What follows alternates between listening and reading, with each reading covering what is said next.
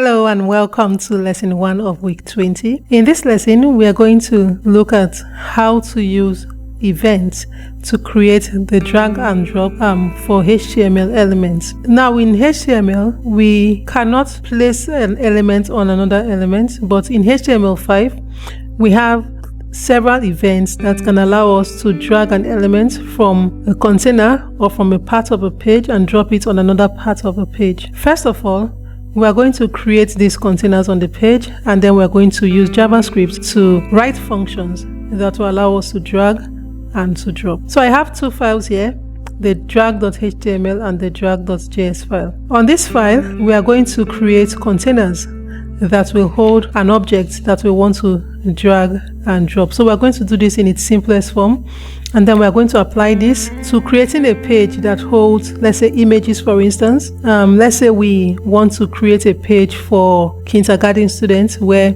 they can drag an image that stands for something. So let's say we have an image of an apple, a banana, and we want them to drag it into container labeled A, B, C, indicating the start of those letters. So we're going to create something like that.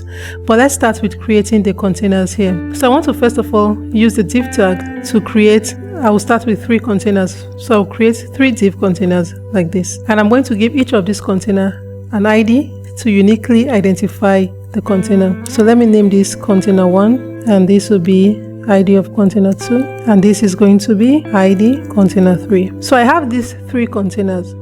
I want the first container to hold an item that I want to drag between the second and third container, and I'll be able to return that item to the first container. So I'm going to put another item here. I'm going to use a div tag, and I'm going to use an ID here, and I'll say this is an ID of, let's say, drag item 1, or let's say we have 2 items that we can drag. So I'll say an ID here is drag item 2. So I've created 3 containers. Let's create styles for these containers so that we can see them on the page. So I want to create a style for container 1, 2, and 3. So let's say container 1, container 2, container 3. I want to float to the left so they can be laid out side by side. So I'll put float left.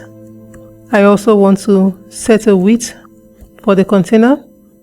Let's say the container is 150 pixels. I want to set a height for the container. Let's say the height is 100 pixels.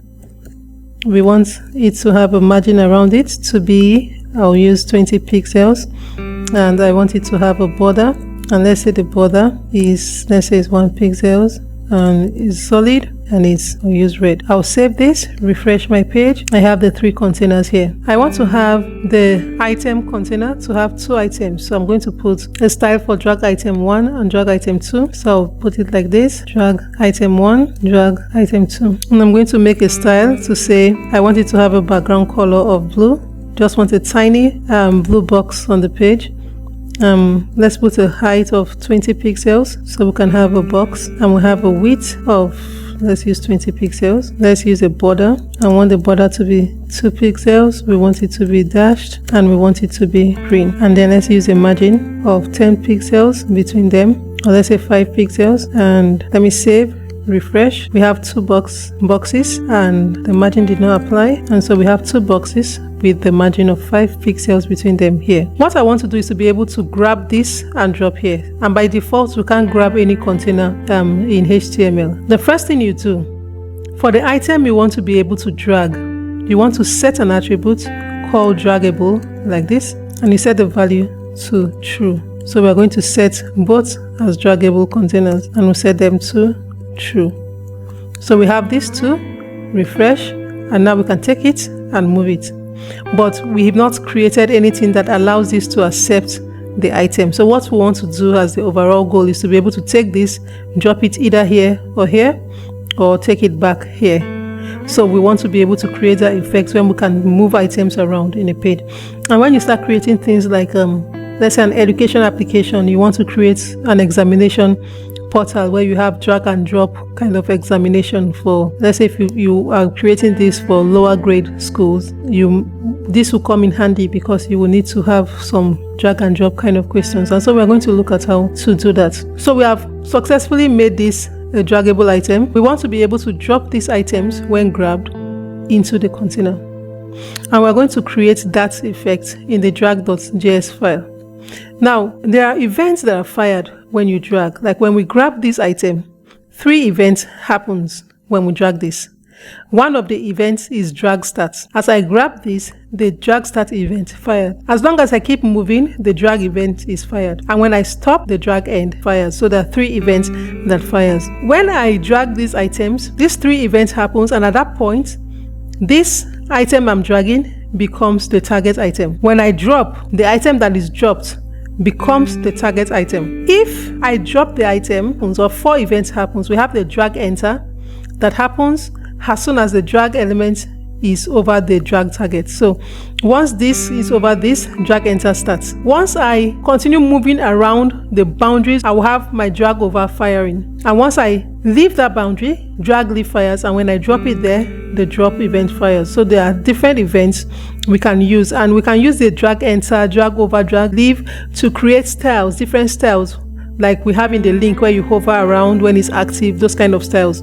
So we can call those events, and on those events happening, we want to change the style, maybe change the border, we want to highlight the container to tell us that we are around the boundaries, things like that. But we're going to focus more on when we start dragging and when we drop, and those are the styles we are going to create. And because when we start dragging, the first thing we want to do is to always allow the elements to be able to accept another element drop on it.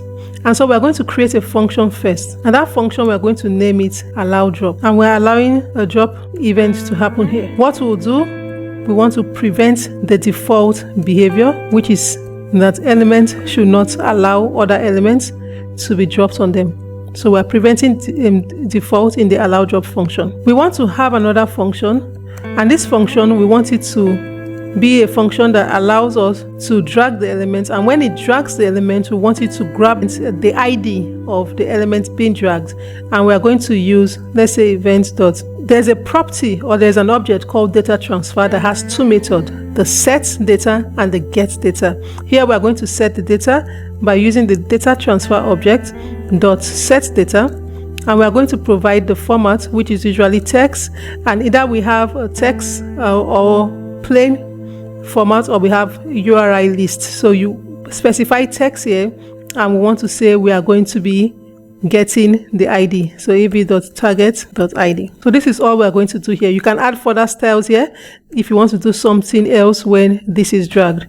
But we want to set this data, and when it is dropped, we want to get it. So let's say drop, and on drop event, we want it to say, so when it is dropped again, the default is to open it as a link, and we want to prevent that default behavior. So we'll say prevent default first, and then we want to create a variable called data. And what we want to do here is to get so say data transfer dot get data, and all we are providing here is just the format, which is text. When we do this, we also want to say, so we want to get that target ID, and we want to append child, and what we are appending is the element with the ID that we have gotten. So we'll say element document dot get element by ID, and we want that to be data. So this is like the standard when you want to drag and drop. This is as easy as you can write your code for JavaScript. You allow it to be able to drop item on themselves.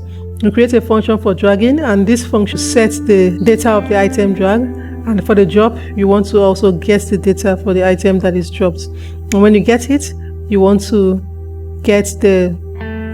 add this now, the item that is dropped as a child in the container that it is being dropped in. And so we've written these 3 functions. It's time to apply these functions on our HTML file. Now, for this container, we want the first container to hold the items that are draggable, and we also want it to be able to allow us to return the items back in the event that we change our mind about taking the item out of the container.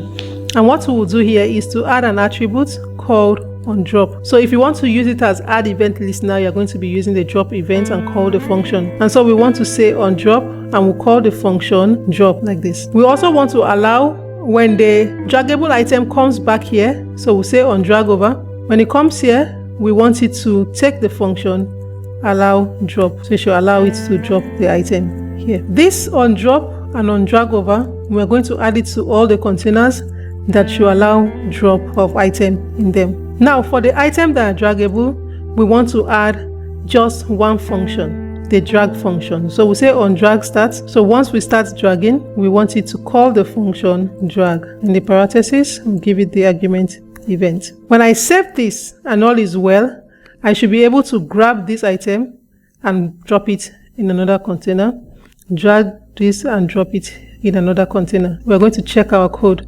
So we have this has container 2, container 3, item 1, and item 2. So we did not put the on drag start here. So I'll put on drag start, and what we want to do here is to allow it to drag event. Save, refresh. I'll be able to take this here, take this here. I'll be able to return them. And so this is how we can use the drag and drop.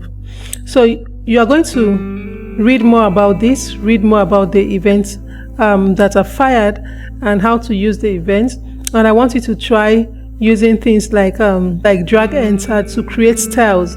Like when the drag item is hovering around the boundaries, you want to say, let's say you want to change the color of the border of the drop container to something else so that you know that you are within the boundaries, and when it leaves, it goes back to the original. So you can try your hands around that to see how you can create that. I'm not going to do that for you because I want to encourage you to explore with this. Now, this is the basic way we can do this. So we can add more containers for dropping. For instance, let's say we want to use images instead of these containers like this. So I'm going to remove the div tag and change this to an image. So let's say this is now an image tag, and in my images folder I have the image of an apple, banana, cherry, dates. I want here to have the image of apple. I want here to have, I'll change this to an image, the image of banana. So let's set this image height and width. Let's say I want this image to have the height of 30, the width of 30. So let me say width is equal to 30 and height is equal to 30. Or I'll make it 20. So let's make it as, no, let's just leave it as 30. And I'm going to do the same thing, width and height for the banana. And I'm going to copy this. I'm going to create 2 more images, and I want this to be the image of the cherries. The extension is JPG, so don't forget your file extension, and banana.jpg. We are going to use this as dates.jpg. So we have the images. We'll change the IDs to draggable item 3, 4, and then we have drop events. Let's say this allows drop of everything labeled A, labeled B. So let's create 2 more containers, container 4 and 5. So let's say this is container 4, container 5. Let's name this C and this D. And so we'll go back to our styles. We want to remove the style for the drag item. We want to add container 4 and container 5 here. Let's save this, refresh our page to see if we have all our images. So I have the 4 images here, and I have made all of these the containers where we want to drag these images, grab it, and drop it anywhere. So what we want to do is, let's assume that this is a question and we want the children to be able to take the picture that starts with an A, put it in the container labeled A. So we put apple here, we put banana there, we put cherries there, and we put dates there. So if we have more images here that are not draggable, you can leave it there, and this would be like answers to questions that they've arranged them in correct order or in their correct container. So these are the kind of applications you can develop using them drag and drop. And so in summary, we can use events to drag and drop items from one location to another, and we can put an element on another element by preventing the default behavior of elements.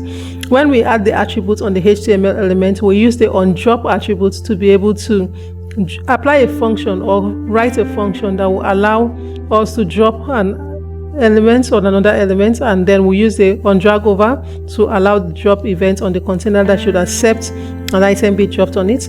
And for the drag item, we specify the draggable attributes and we set it to true. And then we use the onDragStart attributes to specify what happens when we drag the item or when we grab the item to drag. And then for all the elements that should accept, they should always have the onDrop and the onDragOver attributes at the minimum. And then we can apply more things like trying to do drag leave, drag enter. Styles, we can change the styles. We can use CSS to apply. When we have onDragOver, what do? Maybe if we are dragging over, we want to change the container or the borders to green. We want to do something. So I want you to explore that way and see how you can play around with this to create more styles when you hover around a droppable container or a container that allows drop. When you leave that place after hovering, what happened. So explore that and use that. And this is where we end this lesson. Thank you and see you in the next lesson.